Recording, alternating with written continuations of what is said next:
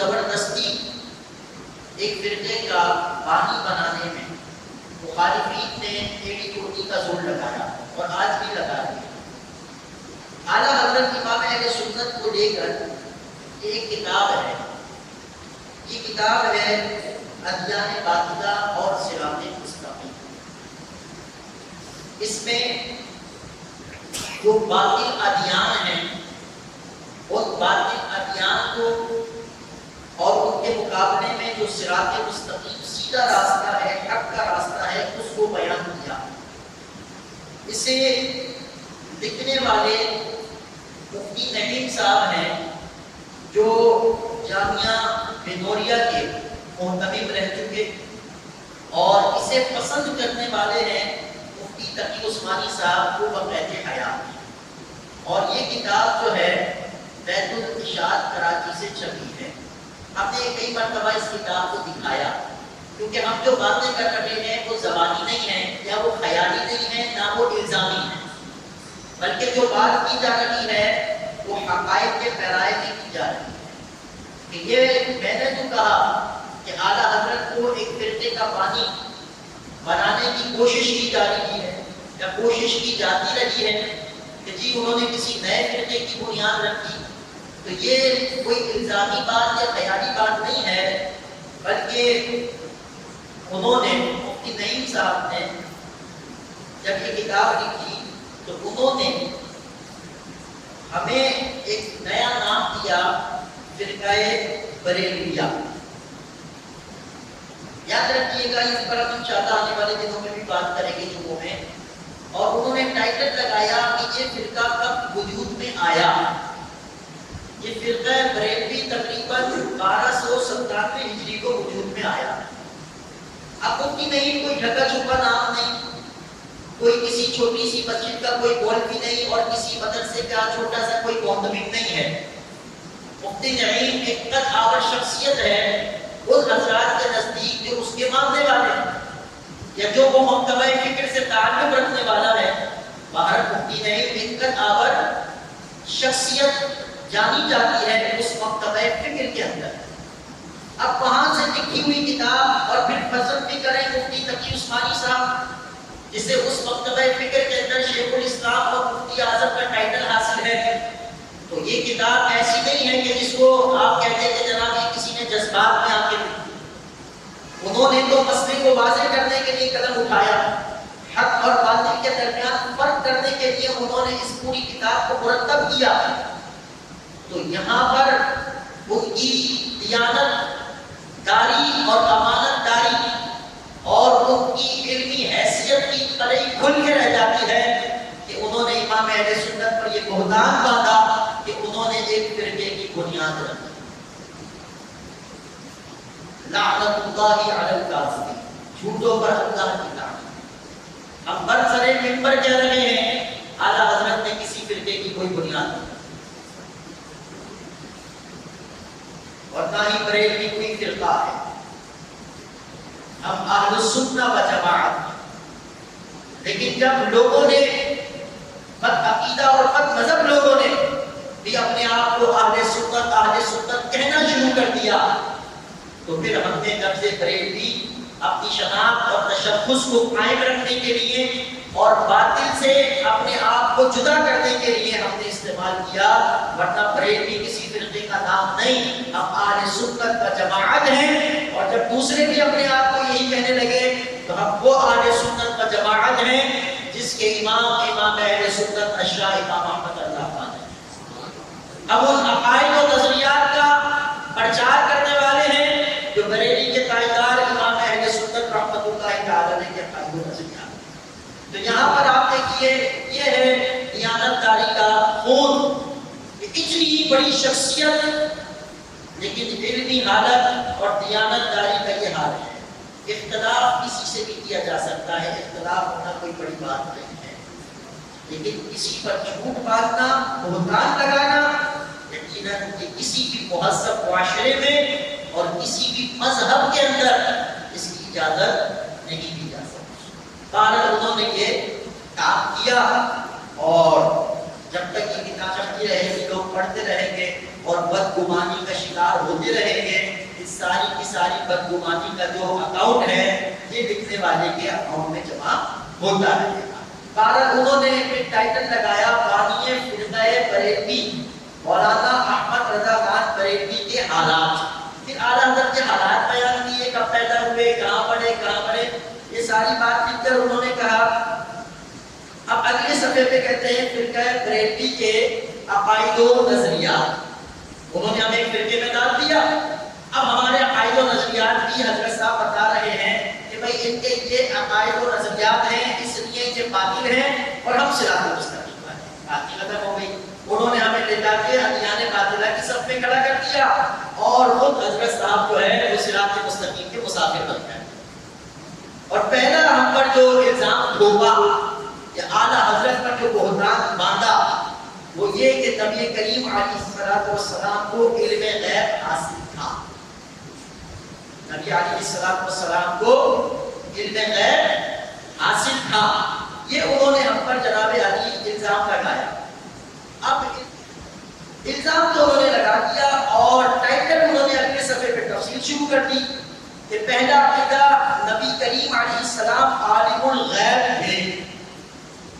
تو اب یہ کہ نبی کریم علیہ السلام عالم الغیب تھے جب پہ ٹھوک دیا، جبکہ اعلیٰ حضرت امام اہل سنت رحمۃ اللہ تعالی نے کہی ہے فتاوی نظری 29ویں جلد ہے، یہ 33 جلدوں پر ہے اور ایک جلد کا سائز دیکھیں آپ کو پتہ چلے گا کہ اعلیٰ حضرت امام اہل سنت اس علم و فنون کے تاجدار کا نام، جب پڑھیں گے تو پتہ چلے۔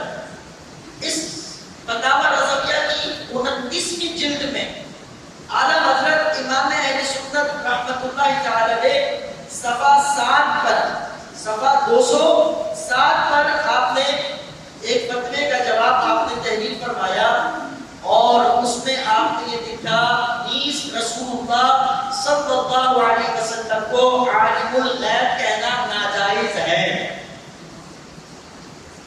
وہ فرما رہے ہیں کہ حضور کو عالم الغیب کہنا ناجائز ہے، اور مفتی نعیم صاحب پہلے ہی ٹائٹل لگا رہے ہیں کہ نبی علیہ السلام عالم الغیب تھے۔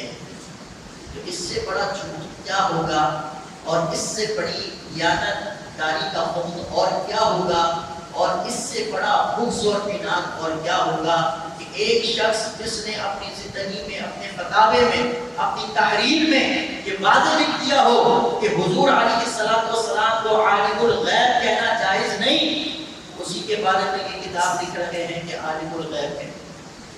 اب رہی بات کہ حضور کو علم غیب تھا یا نہیں، اب بات اس پر ہے کہ ہم حضور علیہ السلام کے بارے میں یہ عقیدہ رکھتے ہیں کہ اللہ تبارک و تعالی نے اپنے محبوب کو علم غیب عطا فرمایا۔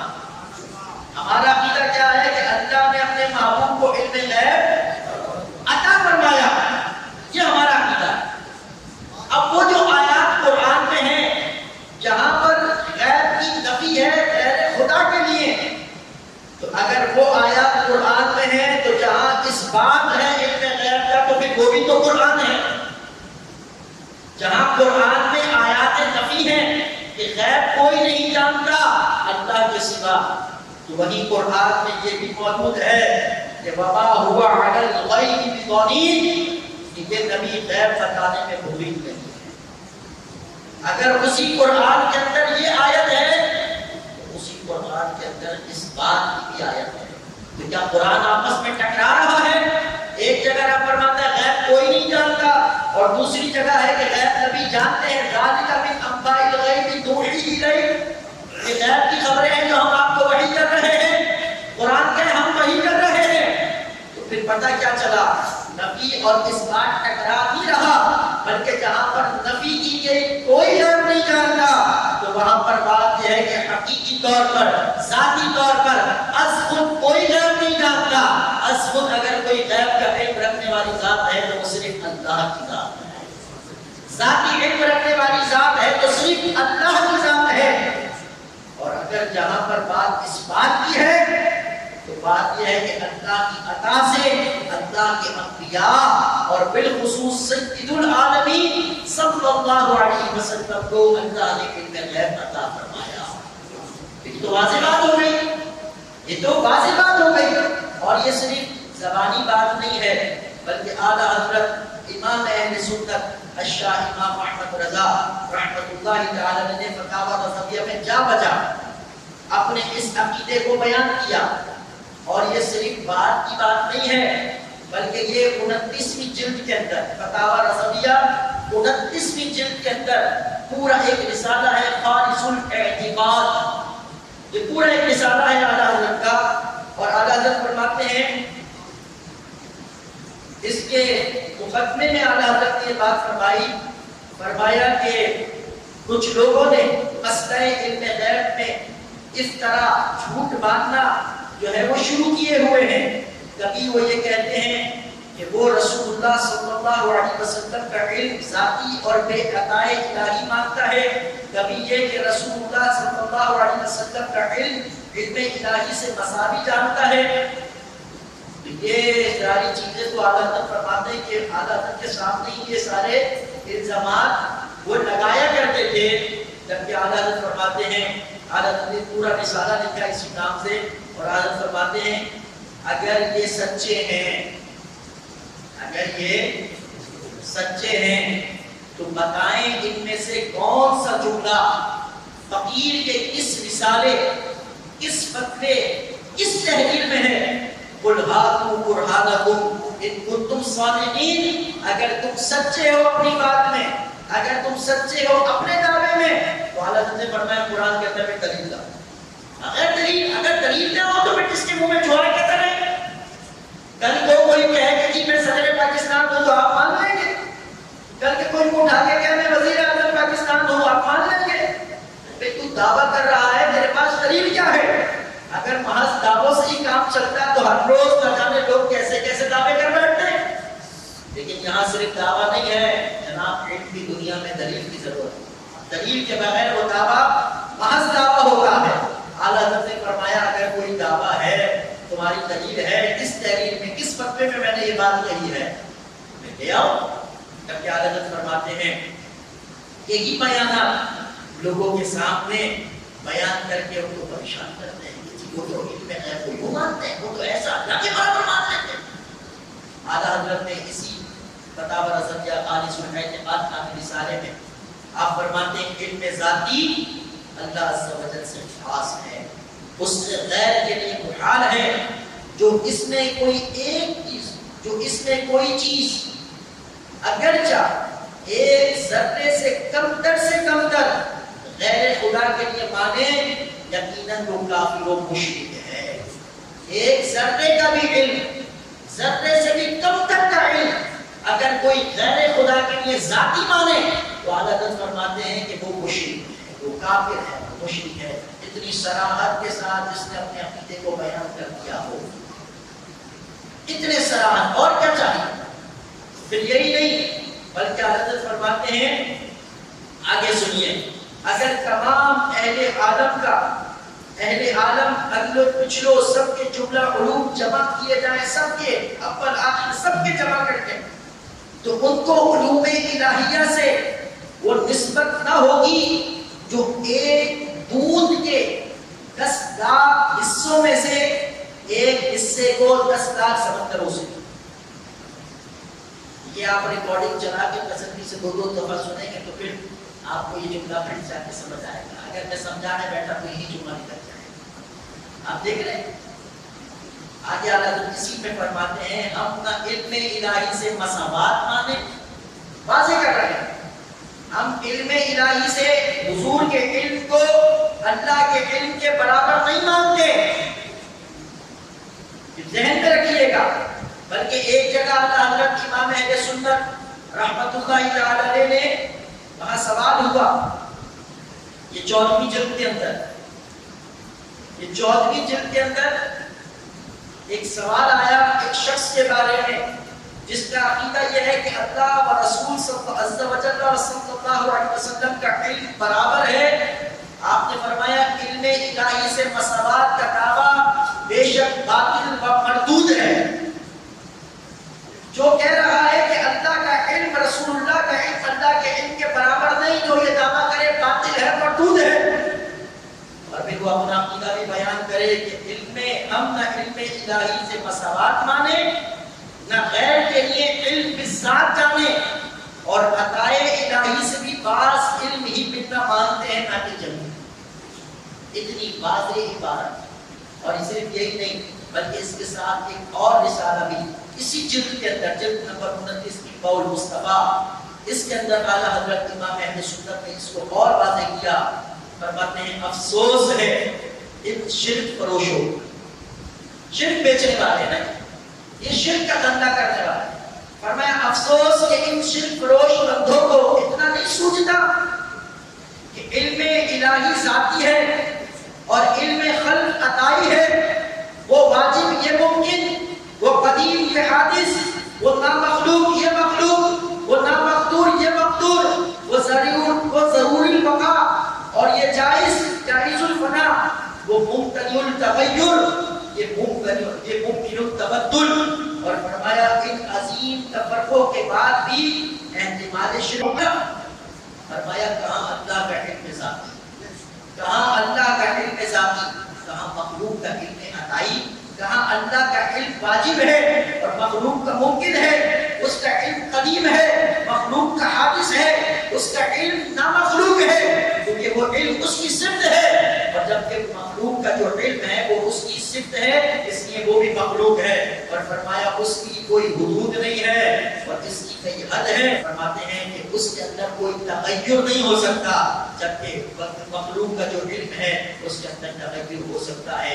اتنی واضح بات کے بعد بھی اگر ممکن نہیں جیسا آدمی بھی اگر اپنے ماننے والوں کو صرف جھوٹ اور الزام اور بہتان تراشی کا یہ پلندہ دے کر جائے تو آپ کو اندازہ ہو جائے گا کبھی تو صرف میں نے بات کا آغاز کیا ہے.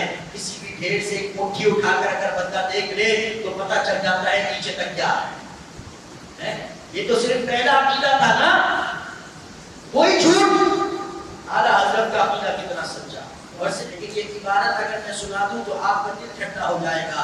اللہ اکبر. اعلیٰ حضرت امام اہل سنت نے اس انداز سے اپنے کریم آقا صلی اللہ علیہ وسلم کے علم مبارک کی عظمتوں کو بیان کیا اور فرمایا یہ بتاؤ کہ قرآن مجید فرقان حمید میں اللہ رب العزت کا ارشاد فرماتا ہے.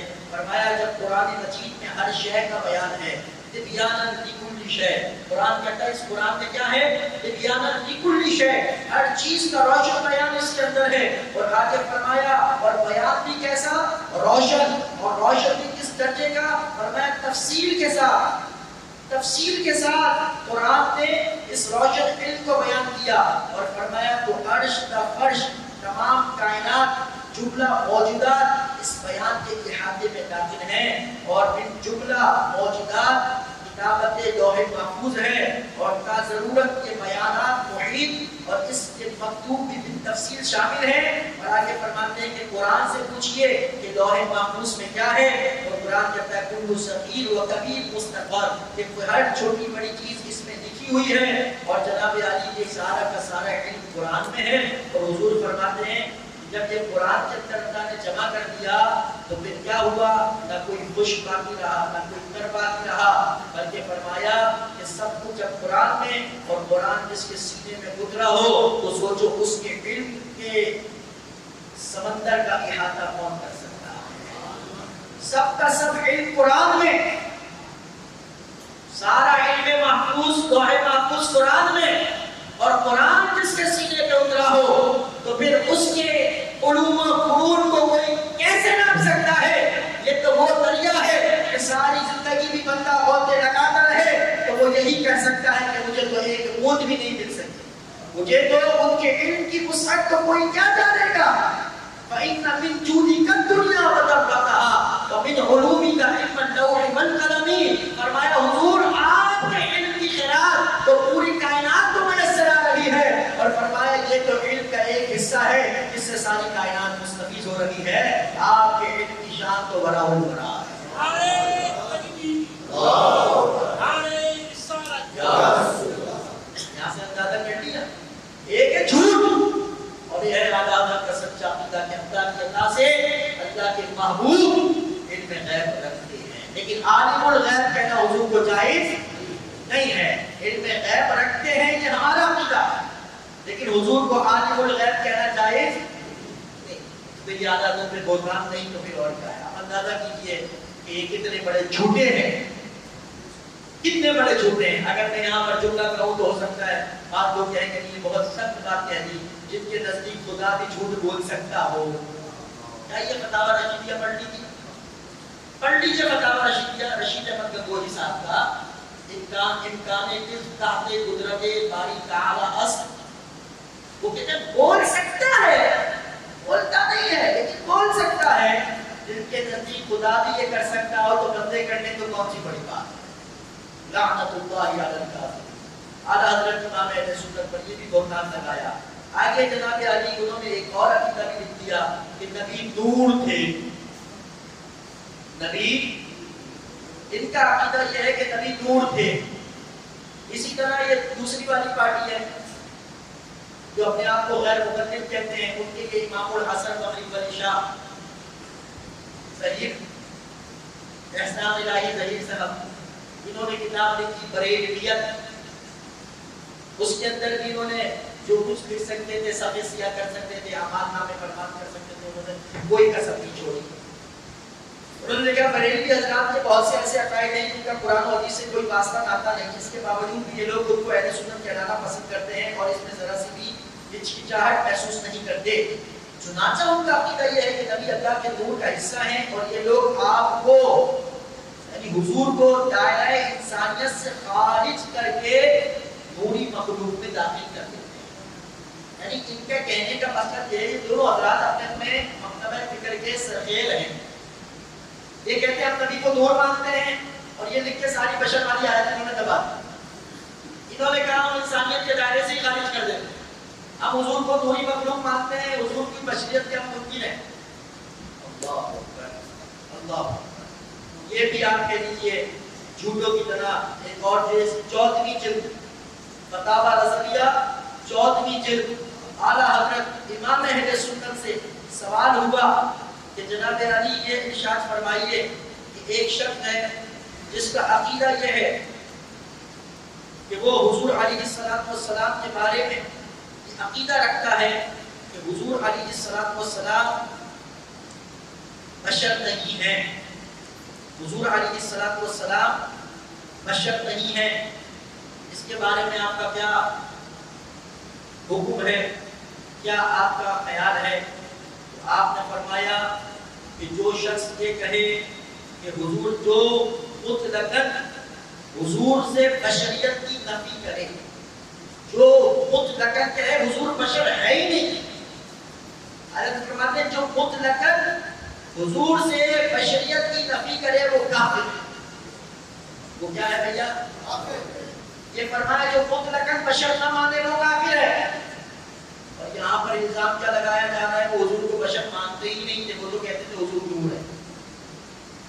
وہ بھی آگے بڑھ کے کہتے ہیں کہ جناب علی نور ہے، اور پھر بات کیا ہے کہ جناب علی اللہ کے نور کا ٹکڑا، صرف نور ہی نہیں بلکہ اللہ کے نور کا ٹکڑا ہے۔ جبکہ اعلیٰ حضرت امام اہل سنت نے اس بات کو اپنے فتاوی رضویہ کی 30ویں جلد کے اندر اعلیٰ حضرت امام اہل سنت نے فرمایا حاشا للہ، یہ کسی مسلمان کا عقیدہ کا گمان بھی نہیں ہو سکتا کہ نور رسالت یا کوئی چیز معاذ اللہ ذات الہی کا جزء یا اس کا عین و نفس ہے، ایسا اعتقاد ضرور کفر و ارتداد ہے۔ اعلیٰ حضرت تو کہہ رہے ہیں کہ جو کہے کہ حضور اللہ کے نور کا ٹکڑا ہے وہ کفر و ارتداد کر رہا ہے، جو مطلقاً حضور کو بشر نہ مانے وہ کافر ہے۔ تو مجھے یہ بتائیے پھر یہ لکھنے والے اعلیٰ حضرت کے بارے میں جو لکھ کر مر گئے انہوں نے جھوٹ کے سوا کیا مانا اور اعمال نامے کو سیاہ کر کے کیا مل گئے؟ یہی کہ اعلیٰ حضرت سے لوگوں کو دور کر دیں۔ لیکن کسی نے بہت خوب کہا تھا احمد رضا کا تازہ گلستان ہے آج، احمد رضا کا تازہ گلستان ہے آج بھی، خورشید علم ان کا درخشاں ہے آج بھی۔ ان سے جلنے والوں کے گل ہو گئے چلا، احمد رضا کی شمع فروزہ ہے آج۔ فیض رضا اب وقت ہو گیا، یہ کتابیں تو میں نے آپ کو اور پتا نہیں، میں اتنا جملہ کہنا چاہتا ہوں، اعلیٰ حضرت امام اہل سنت کے تمام عقائد و نظریات وہی ہیں جو اللہ کے رسول صلی اللہ علیہ وسلم کے اصحاب کے تھے، اہل بیت اطہار کے تھے، امت کے علماء کے تھے، صلحاء کے تھے، امت کے ائمہ کے تھے، مجتہدین کے تھے۔ آپ نے جو لکھا قرآن و سنت کے دلائل سے، آپ کہہ لیجیے اس چیز کو ثابت نہیں کیا۔ تو اس لیے اگر آپ کو اعلیٰ حضرت کے بارے میں کبھی کوئی بات پریشان کر رہی ہو تو پھر اعلیٰ حضرت کے ماننے والوں سے، جو اعلیٰ حضرت کے ماننے والے ہیں، ان علماء سے آپ رجوع کریں، آپ کو بتائیں گے کہ اعلیٰ حضرت نے کیا لکھا اور کیا نہیں لکھا۔ اگلا جمعہ انشاءاللہ اعلیٰ حضرت اور رد بدعات، اور اس میں ایک سوال کا جواب بھی ہم دیں گے۔ وقت ہو گیا کہ اعلیٰ حضرت نے دارالدیوبند میں پڑھا تھا، کوئی کہتا ہے جی وہ اشرف علی تھانوی کے ساتھ پڑھتے تھے، عربی میں لڑائی ہو گئی، یہ بریلی آ گئے اور انہوں نے کفر کا فتویٰ دے دیا۔ کیا حقیقت، کیا افسانہ، یہ انشاءاللہ اگلے جمعے آپ کے سامنے کتب کی روشنی میں یہ ساری بات دیکھیں دلائل کے ساتھ۔ ہاں سچ تھوڑا سا کڑوا ہوتا ہے، اور جب آئینے میں اپنی شکل بندی ہو تو اس میں قصور آئینے کا نہیں ہوتا۔ اگر شکل پہ داغ ہو تو پھر آئینے کو کوسنا یا آئینے کو برا بھلا کہنا، یہ آپ کہہ لیجیے اس سے کچھ نہیں ہوگا۔ بہتر یہ ہے کہ اس میں شکل کو صاف کیا جائے، اور یہاں بات شکل کی نہیں ہے، یہاں تو بات عقیدے کی ہے۔ اللہ تعالیٰ ہم سب کے عقیدے کی حفاظت فرمائے۔ وآخر دعوانا الحمدللہ۔